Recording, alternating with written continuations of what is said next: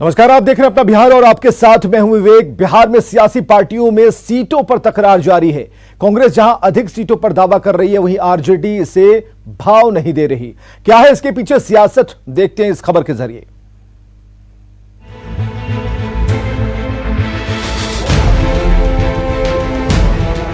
बिहार में चुनावी आहट के बीच अब सीटों पर संग्राम की एक बार फिर से शुरुआत हो गई है।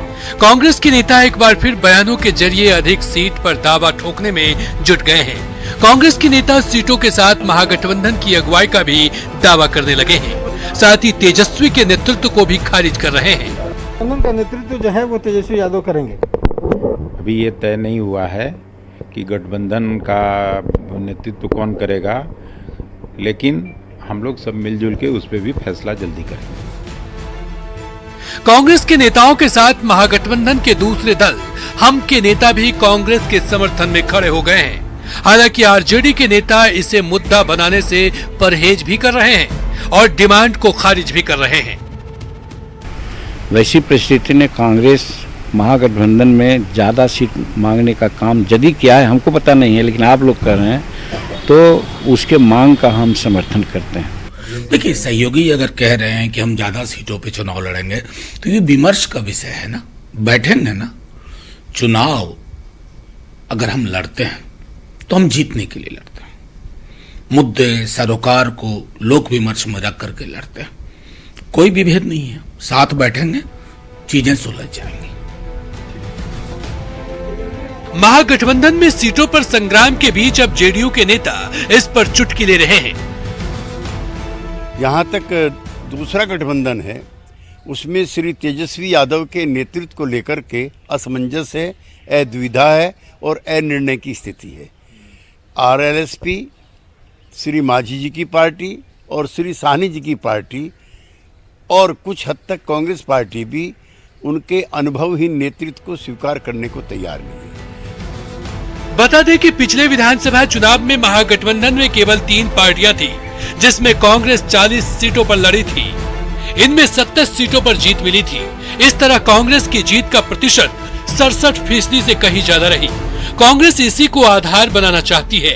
अब देखना यह है कि सीटों पर संग्राम कहां तक खत्म होती है। दिल्ली से अमितेश कुमार के साथ पटना से संवाददाता रवि एस नारायण की रिपोर्ट। अब जरा खबर को समझिए। कांग्रेस के हिसाब से समझने की पहले कोशिश करते हैं कि कांग्रेस अभी से ही दबाव क्यों बना रही है। पिछली बार महागठबंधन में 40 सीट कांग्रेस को मिले। 2015 चुनाव में 40 सीट दिलाने में नीतीश की बड़ी भूमिका रही। इस बार नीतीश कुमार महागठबंधन का हिस्सा नहीं है और इसके साथ ही महागठबंधन में इस बार पहले से कहीं अधिक दल हैं। इसी के कारण कांग्रेस दबाव बनाकर सीट लेने की कोशिश में है। और आरजेडी के एंगल से अगर इसे समझने की कोशिश करें इस खबर को, तो आरजेडी सीटों के मुद्दे को अभी से ही बड़ा नहीं बनाना चाहती। चुनाव में अपनी शर्तों पर सीट देने की फिराक में है आरजेडी। कांग्रेस की मांग से दबाव में आएंगे तो दूसरे सहयोगी भी डिमांड करेंगे। सीटों पर विवाद से विरोधी दल फायदा उठाने की कोशिश करेगा और यही वजह है कि आरजेडी अंत तक इसको टालती रहेगी। तो विवाद महागठबंधन में ही नहीं है। एलजेपी अध्यक्ष चिराग पासवान ने यह कहकर कयासों के बाजार को गर्म कर दिया है कि बीजेपी को तय करना है कि बिहार में किसका नेतृत्व होगा, जबकि बीजेपी साफ कर चुकी है कि वो नीतीश कुमार के नेतृत्व में अगला चुनाव लड़ेगी। दल के साथी हैं भारतीय जनता पार्टी। नेतृत्व किसका होगा नहीं होगा, ये गठबंधन में भारतीय जनता पार्टी को इस बात को डिसाइड करना है। जैसा मैंने कहा कि मेरा पूरा ध्यान केंद्रित है, मेरी प्राथमिकता पूरी तरीके से चुनाव में हमारे गठबंधन का प्रदर्शन अच्छा रहे, उस तरफ है। मेरा पूरा ध्यान केंद्रित है कि हमारे जितने भी 243 एनडीए के प्रत्याशी हों, अधिकांश प्रत्याशी जीतें। उसमें लोक जनशक्ति पार्टी की हर सीट पर अपनी अहम भूमिका हो उस प्रत्याशी को जिताने को लेकर। उस दिशा में हम लोग काम कर रहे हैं। नेतृत्व किसका होगा नहीं होगा, भारतीय जनता पार्टी जो भी फैसला करेगी, लोक जनशक्ति पार्टी पूरी तरीके से भारतीय जनता पार्टी के साथ है। तो बिहार में जब भी चुनाव आता है, नेताओं के बोल बिगड़ने लगते हैं। लालू परिवार और ललन सिंह के बीच तो मामला निजी हमले तक पहुंच गया। आखिर क्या वजह है कि कभी लालू राबड़ी बेजुबान हो जाते हैं तो कभी ललन सिंह अपना आपा खो बैठते हैं।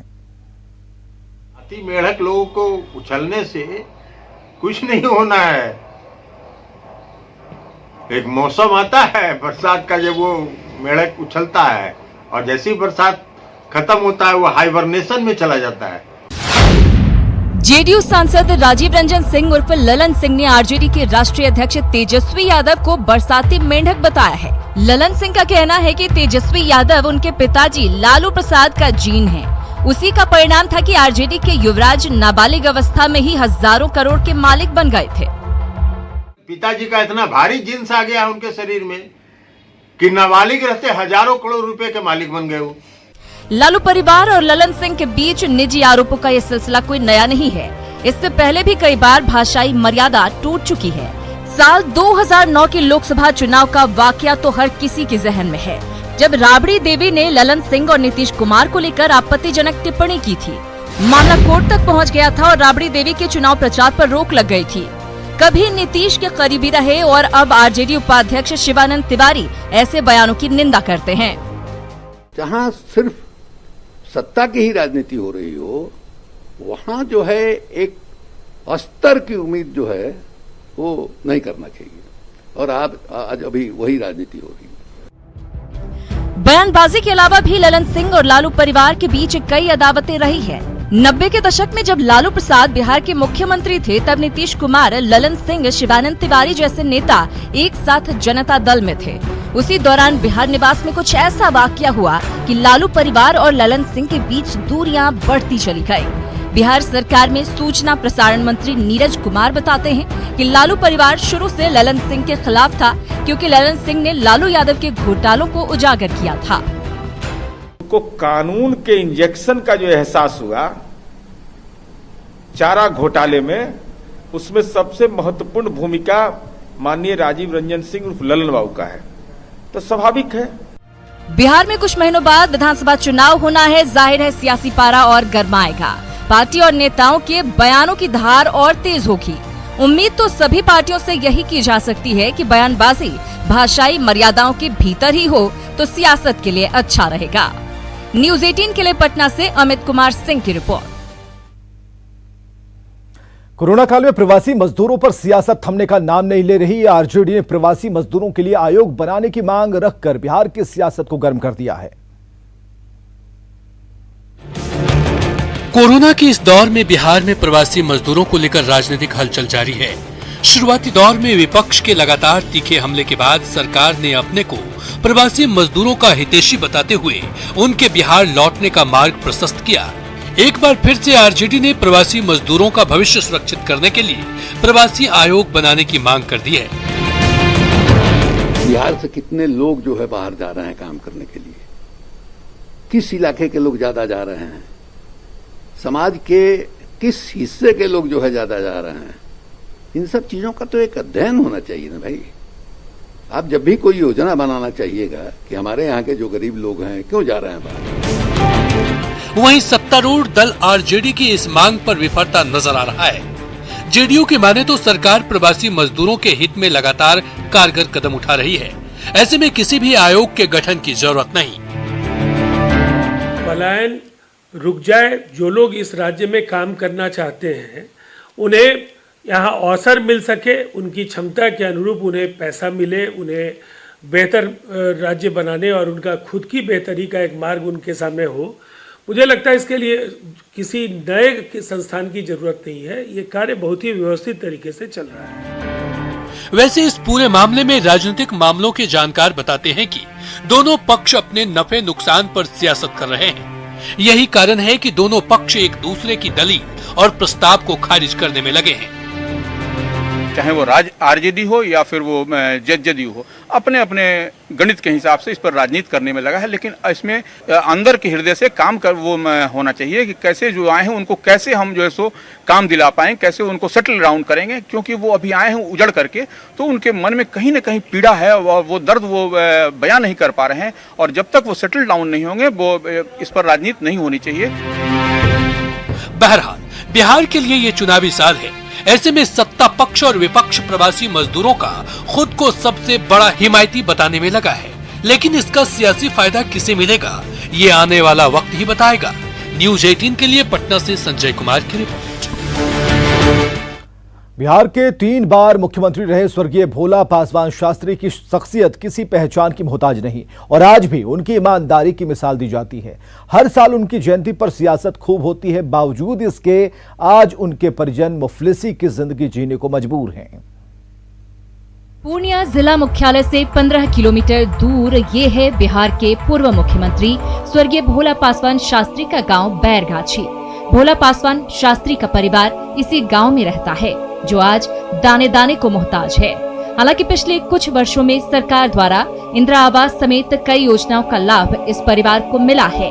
जिला प्रशासन के स्तर से भी लॉकडाउन के दौरान चावल और गेहूं भी दिया गया। बावजूद इसके आज भी पूर्व सीएम स्वर्गीय भोला पासवान शास्त्री के परिजन मुफलिसी की जिंदगी जीने को मजबूर हैं। मेरे बाल बच्चा मजदूरी करता है सबसे ज्यादा बाहर में और क्या कहें, यही घर जो बनाया थे 12,000 दिया था, आज पहले का घर अभी चूर रहा है हमारा। अभी लॉकडाउन के कारण अभी सब तो कितना अभी उधर तो सब तो बैठे थे और इधर से काम धंधा शुरू हुआ है 5-6 दिन से, उसी कारण जा रहे काम करने के लिए। तो पढ़ाई भी करते हैं, मजदूरी भी करते हैं। मुफलिसी की जिंदगी जीने को मजबूर भोला पासवान शास्त्री के परिवार को नेता प्रतिपक्ष तेजस्वी यादव ने 1 लाख रुपए की आर्थिक सहायता के साथ ही राशन उपलब्ध करवाया है। धमदाहा के पूर्व विधायक दिलीप यादव ने शास्त्री जी के घर पहुंचकर उनके भतीजे विरंची पासवान को ये राशि सौंपी। हमारे नेता तेजस्वी प्रसाद यादव ने संकल्प लिया और हमें निर्देशित किया सारे लोगों के साथ जाके आप उनको अन्न, खाने पीने का सामान और 1 लाख रुपये आर्थिक मदद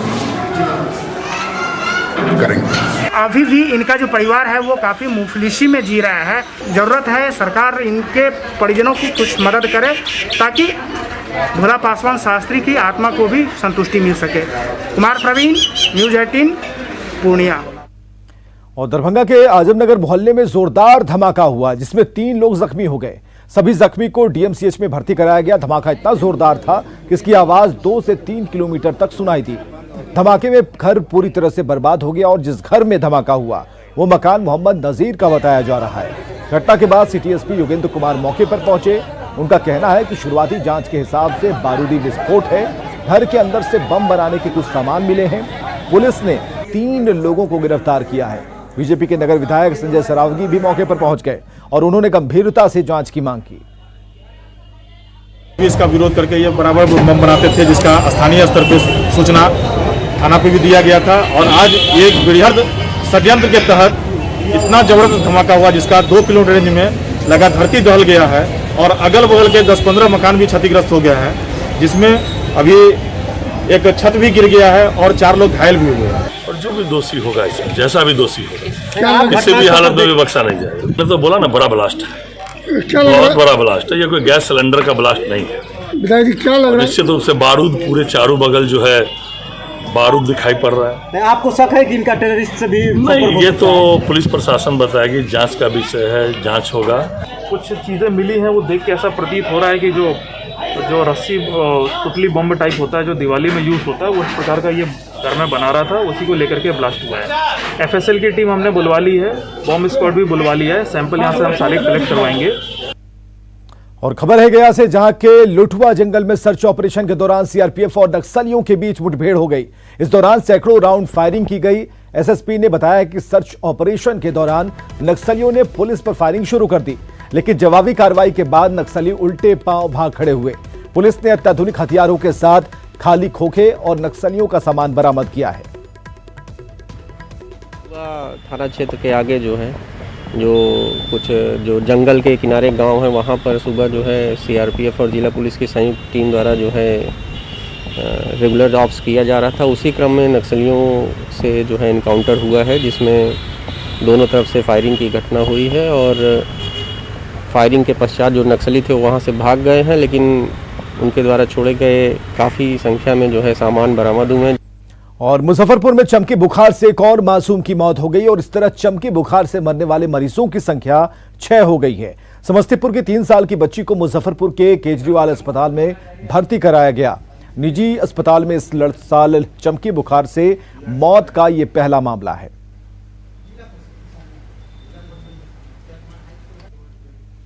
और पटना के Nalanda medical college and hospital को कोरोना स्पेशल अस्पताल बनाया गया है। 2.5 महीने से इस अस्पताल में कोरोना के मरीजों का इलाज हो रहा है, लेकिन मानसून के पहले हुई झमाझम बारिश ने व्यवस्था की पोल खोलकर रख दी। अस्पताल के मेडिसिन विभाग में बारिश का पानी भर गया और इसके कारण कोरोना से भर्ती मरीजों को काफी परेशानियां होनी शुरू हो गई। अस्पताल में भर्ती एक मरीज ने वार्ड में भरे पानी का वीडियो सोशल मीडिया पर शेयर किया है, जो खूब वायरल हो रहा है। अस्पताल में जल जमाव पर अधीक्षक का कहना है कि ज्यादा बारिश होने पर मरीजों को ऊपरी तल्ले पर शिफ्ट किया जाएगा। आपको बताएं कि बीते कई सालों से अस्पताल में जल जमाव की समस्या आ रही है। भीषण जल जमाव नहीं हुआ है, चूंकि हवा के साथ वर्षा हुई ना, तो इसीलिए टेंजेंशियल फ्लो या कहिए तिरछे रूप में जो पानी गया तो इसीलिए वार्ड में घुस गया। तो ऐसे तो एनएमसीएच जानते ही हैं कि यहाँ जल जमाव तो होता ही है, लेकिन इस बार हम लोगों ने जो व्यवस्था की है इसमें कि नाली का, बाउंड्री वाल का और पंप मशीन का, वो हमारा कार्यरत है। आधे घंटे में वो जो भी पानी लगा था निकल गया। और इस साल बरसात में पानी में पटना में जल जमाव ना हो, इसे लेकर हर कोई चिंतित है। पाटलिपुत्र सांसद रामकृपाल यादव ने नगर निगम और बुडको के अधिकारियों को निर्देश दिया। अधिकारियों ने सांसद को भरोसा दिलाया है कि इस साल पिछले साल जैसे हालात नहीं होंगे। कहते हैं ना कि दूध से जला छाछ भी फूंक फूंक कर पीता है। पिछले साल की फजीहत के बाद सरकार कोई भी चांस नहीं लेना चाहती है जल जमाव की स्थिति में। ऐसे में जनप्रतिनिधि भी चाहते हैं कि वो फजीहत इस बार न झेलनी पड़े, इसलिए पहले ही जनप्रतिनिधि अपने क्षेत्र में इसको दुरुस्त कराने में लगे हैं कि तमाम जो नाले हैं वो दुरुस्त हो जाए। अभी हम मौजूद हैं जगनपुरा के बादशाही पैन पर। ये पैन पिछले बार का सबसे बड़ा विलन साबित हुआ था, क्योंकि जल जमाव काफ़ी हद तक इसमें भी रहा था और उसके बाद इस पैन को खोला गया तो थोड़ा हद तक पटना से पानी निकल पाया। जो मौसम विभाग के माध्यम से जानकारी है, बारिश अधिक संख्या में होगी और आप देख रहे होंगे कि बारिश हो चुकी है।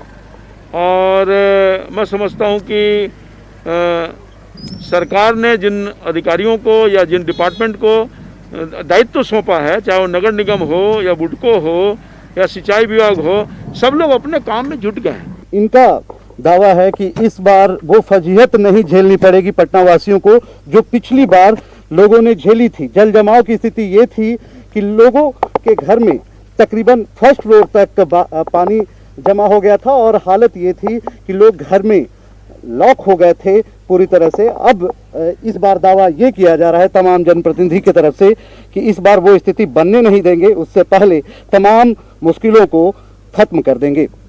कंसर नीलमणि के साथ ब्रिजम पांडे, न्यूज 18 पटना।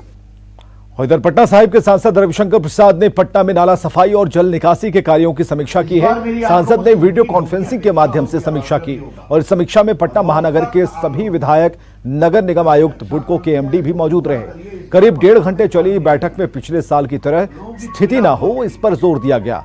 सांसद ने मोहल्ला के लोगों से राय लेकर योजना बनाने को कहा है और साथ ही उन इलाकों पर विशेष ध्यान देने को कहा जिन इलाकों में पिछले साल पानी भर गया था। पूरा करिए, इस बार पटना में पानी नहीं लगना चाहिए, तो लोगों की पीड़ा। 78 दिनों बाद पटना का महावीर मंदिर श्रद्धालुओं के लिए खुल जाएगा। नई व्यवस्था अल्फाबेट के आधार पर होगी, जैसे कि ए से जिनका नाम शुरू होता है उनके लिए खास समय तय होगा, बी से जिनका नाम शुरू होगा उनके लिए खास, और इसी तरह से सभी अल्फाबेट के लिए दर्शन का समय तय होगा। साथ ही महावीर मंदिर प्रबंधन ने भीड़ कंट्रोल करने के लिए बिहार पुलिस से मदद मांगी है। मंदिर में 5-7 जगहों पर प्रबंध है और सोशल डिस्टेंसिंग की भी कोशिश की जाएगी।